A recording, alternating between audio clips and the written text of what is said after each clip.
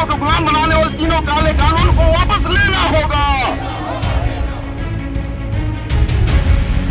जी sir, आप बताइएगा कि ये जो प्रदर्शन चल रहा है, आप इससे कितना सहमत हैं? मैं बिल्कुल सहमत नहीं हूँ, क्योंकि कभी भी कोई जब बिल आता है तो हमें उसके बारे में पढ़ लेना चाहिए, हम उसके विधायक के बारे में बात कर लेना चाहिए। आजकल हम देश में देख रहे हैं, एक अलग ही देश में देश की राजनीति जा रही है कि अजम्पशन में हम लोग आंदोलन पे आ जा रहे हैं। तो वो लगातार एक रट लगा रही थी, अब तो बिल कैंसिल कर दीजिए। तो गवर्नमेंट को ये कहना पड़ा कि अगली मीटिंग में आप सब पढ़कर आइए। आप हंसने वाली बात है कि आपने इतना बड़ा आंदोलन खड़ा कर दिया, आपके लीडर्स को मालूम ही नहीं कि किस बात की ऑब्जेक्शन है। अनडाउटली हम एक ऐसे देश की राजनीति देख रहे हैं। ये हमारा दुर्भाग्य है कि हमारे अटल जी कहते थे कि मतभेद होना चाहिए, मनभेद नहीं होना चाहिए।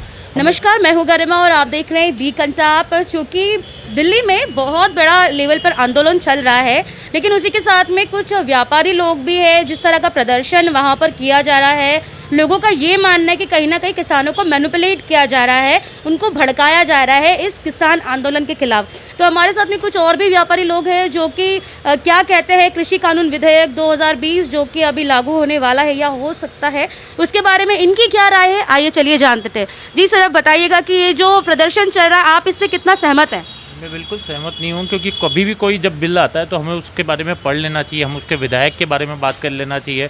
आजकल हम देश में देख रहे हैं, एक अलग ही देश में देश की राजनीति जा रही है कि अजम्पशन में हम लोग आंदोलन पे आ जा रहे हैं। एनआरसी के समय हमने देखा कि एनआरसी में ऐसा होगा वैसा होगा में इतना बड़ा आंदोलन खड़ा हो गया था। कृषि बिल के साथ भी वही है। मैं एक बिजनेसमैन हूँ, मैं ये बात बहुत अच्छे से जानता हूँ कि अगर मुझे रिस्ट्रिक्शंस हटा दिए, अभी हमारे देश के किसानों को ये बताया जाता था कि आपको सिर्फ एमएसपी सेंटर में बेचना है, जबकि हमारी गवर्नमेंट कई बार ये क्लियर कर चुकी है कि एमएसपी कहीं नहीं जाने वाली। बट जितना आंदोलन है वो इसी अंजप्शन में खड़ा कर दिया गया है कि आपका एमएसपी सेंटर आज नहीं तो कल गवर्नमेंट बंद कर देगी। आप मुझे बताइए कि हमारे देश में इंफ्रा की हमेशा से एक कमी रही है, कोल्ड स्टोरेज नहीं है, लॉजिस्टिक्स नहीं है। किसानों को एक ओपन मार्केट दिया गया है कि आपके पास एमएसपी का चॉइस तो है ही है, बट फिर भी अगर आपको लगता है कि आपको प्राइवेट वेंडर या कोई कॉर्पोरेट हाउस आपसे बड़ा टाइप कर रहा है तो आप उसके साथ में जाइए, आप अपना माल महंगे दामों पे उसको बेचिए। आप खुद देखिए, एक कंपटीशन अगर खड़ी रहेगी, 4 जने किसान के पास खड़े रहेंगे तो वो अपना भाव बढ़ाकर उनसे ले सकता है कि मुझे इतने में नहीं इतने में बेचना है। ये चीज़ हमें जानने की ज़रूरत है। किसानों को ज़रूरत है कि वो गवर्नमेंट के संग एक अच्छा माध्यम से बात करें, सारी अपनी समस्याएं रखें। मुझे उम्मीद है कि इसका हल जल्दी निकलेगा। अच्छा, कांग्रेस भी इसको लेके कुछ ना कुछ हमेशा अपने हस्तक्षेप करती रहती है। कुछ भी अगर कानून विधेयक आता है तो उसको लेकर हस्तक्षेप करती रहती है। तो ऐसा भी सुनने में आ रहा है कि कांग्रेस के काफ़ी सारे लोग वहाँ जाके उन्हें भड़काने का काम कर रहे हैं। आप उस बारे में क्या सोचते हैं? अनडाउटली हम एक ऐसे देश की राजनीति देख रहे हैं। ये हमारा दुर्भाग्य है कि हमारे अटल जी कहते थे कि मतभेद होना चाहिए, मनभेद नहीं होना चाहिए।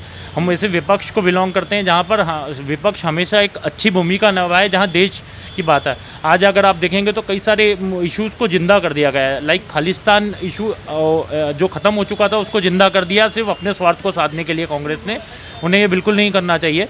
जो मैटर देश हित पे उस पर देश हित पे बात करें, जो मैटर अलग से है राजनीति उन पर नहीं करें कम से कम।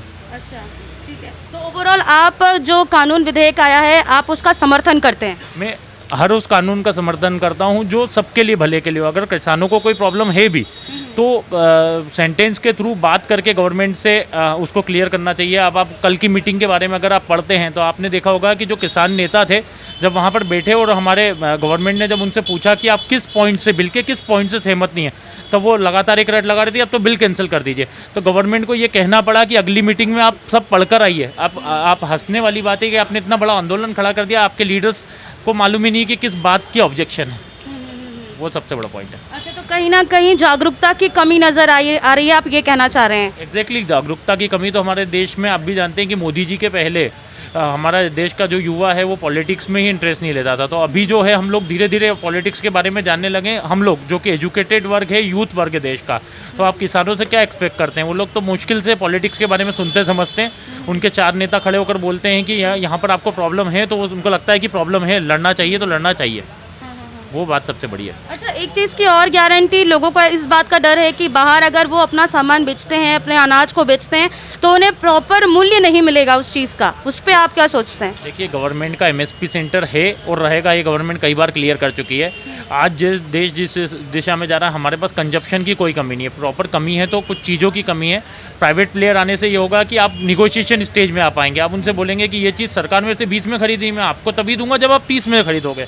ये चॉइस आपको दी जा रही है। इस चीज़ को तो आपको खुशी से मुझे लगता है कि सेलिब्रेट करना चाहिए, ना कि उसका आंदोलन करना चाहिए।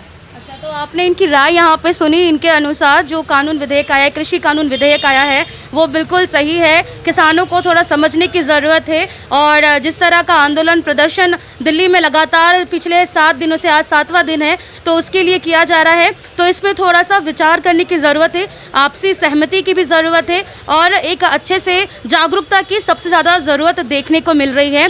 बाकी खबरों के लिए देखते रहिएगा दी कंटाप। मैं हूँ गरिमा। धन्यवाद।